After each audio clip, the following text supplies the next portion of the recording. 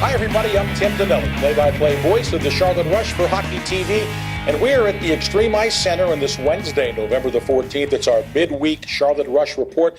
We're in the coach's office of the Charlotte Rush and want to talk Premier Charlotte Rush hockey right now with the new head coach of the Charlotte Rush Premier, John Turner.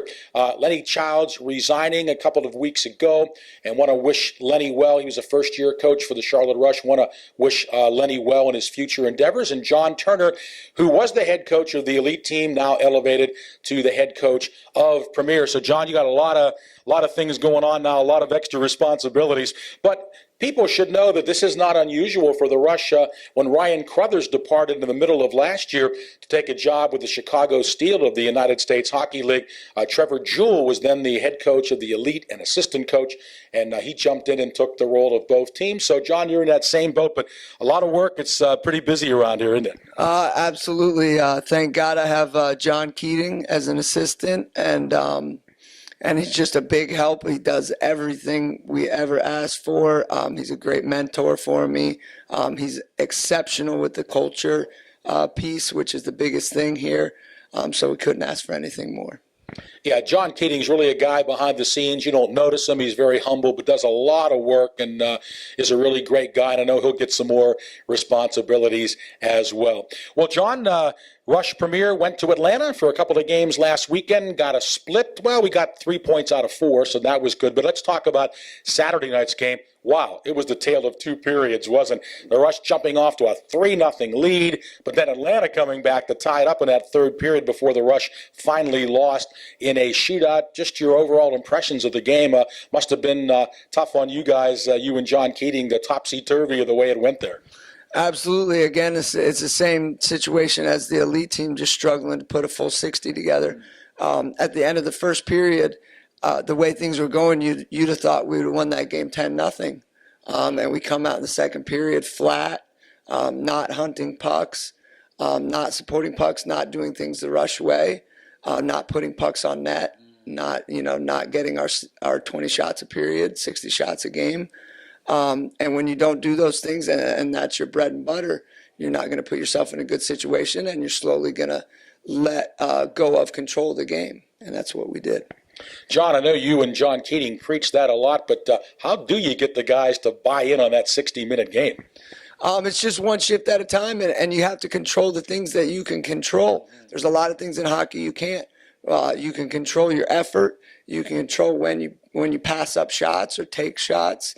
You can control your effort to support pucks, and just full-on compete. And that's what we didn't do the second, third period. We let them climb back. We lost control of the momentum of the game, and the rest was history till the end there. On the bright side, in Saturday's 4-3 shootout loss, the Rush got some secondary scoring. Joey Farrow scoring from the defensive spot. And you also got a goal from Mark Hishko, too, along with Antonio Demacopoulos. So good to see Joey Farrow and Mark Hishko getting on the board and helping your top line. Absolutely. Joey's been great. He's one of the best leaders in the organization. And he's just exceptional when it comes to shooting from the point. Not a hard shot, but always head up and places pucks in the right spot.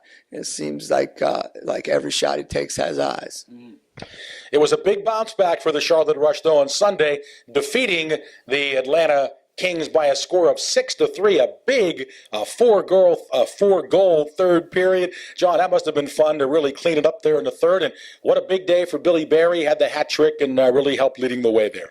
Absolutely, we need Billy and his line to be. They've been the leading scorers in earlier in the season, and we need them every game, especially to produce with the scoring touch that Jan and Barry and Demacopoulos have. They have to put pucks in the net for us. That we really rely on them, and they did a great job. They competed. The biggest thing with Billy Barry, the most impressive thing in that game, to us was not the 3 goals. But he really committed to playing a 200-foot game. Interesting. He was competing in the D zone. He was touching pucks. Just everywhere on the ice, he was effective, which has been, at times your leading scorers can slack off in the D zone a bit and get away with it. And we try not to let that happen here where, everybody's accountable all over the ice. And Billy really committed to that game, and it was great to see him reap the benefits on the other side for his effort. Great performance offensively and defensively there from Billy Barry on the big 6-3 win for the Charlotte Rush last Sunday. So the Rush does get 3 of a possible 4 points in Atlanta. We're talking to John Turner, the new head coach of the Charlotte Rush Premier on this video Wednesday, November the 14th. And to John, congratulations to Matthew Headland. Got a call up to Corpus Christi. I wonder what the connection there is. With Ryan Crothers down there, I know Matthew had to be happy about that because he played with 5 of the guys that were here last year. Now he's the 6th there, and really happy for Matthew, and I'm sure he'll give Ryan Crothers all he has down there. Absolutely. He's been great for us. He's been great in the locker room. He's a great leader. And he did well in Corpus's camp, so it was an easy transition. We don't know how long he's going to be there, but we hope him the best, and we'll welcome him with open arms to have him back. Obviously, he's huge for us. All right, and finally, the Hampton Roads Whalers are coming to town this weekend as the Rush has a couple of home games on Saturday and Sunday. And, John, we all know what happened the last time we played Hampton Roads. The Saturday game there, the Rush was beaten by 1 goal, but then a big brawl broke out after the game.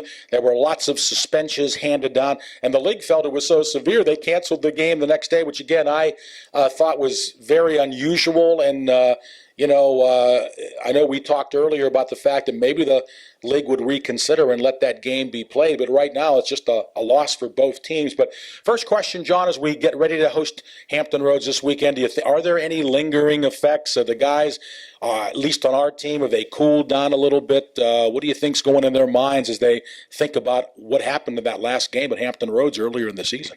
I feel positive about it. We've been preaching discipline from day one here, and that was a great way to build off of that, having a very undisciplined first weekend and seeing a loss from it. So seeing how important that is to our game.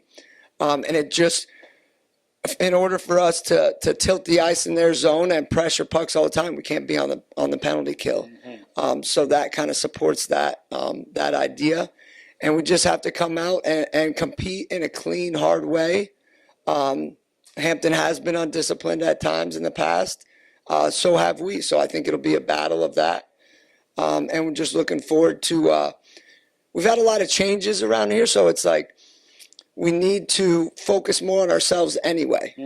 Focus more on the growth of the team, the growth of the culture, the growth of the locker room, the growth of the brotherhood. And the only way we can do that is focus on ourselves and ourselves getting better.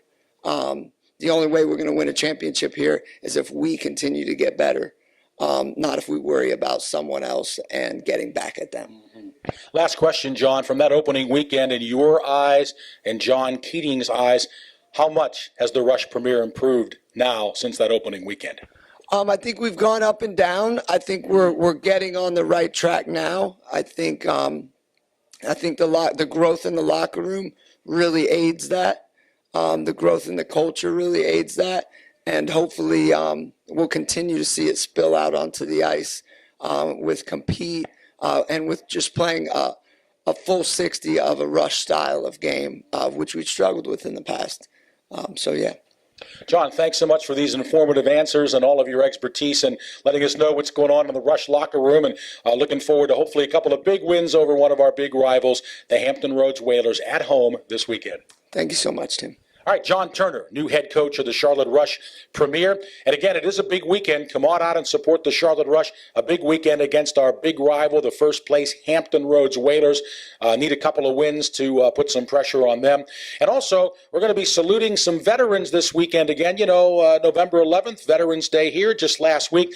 And we have a group coming out from the Indian Trail, Veterans of Foreign Wars. Our colors are going to be presented before the Premier game. And I think there's a 94 84-year-old gentleman that's going to be here that was actually landed on the beach at Normandy. It's amazing that there's still somebody alive yet, and he looks pretty strong. We've seen him here before. He's going to be out here. I know the fans are going to love cheering for him as well as we salute our veterans before the Premier game this Saturday. Hope you'll be on hand to watch that and some good Charlotte Rush hockey as well.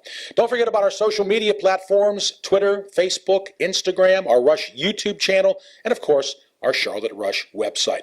Thanks a lot to Anthony Pagnotta, our cameraman from the Carolina School of Broadcasting. And from all of us at the Charlotte Rush, I'm Charlotte Rush play-by-play announcer on Hockey TV, Tim Donnelly. Thanks for watching, and we'll see you next time.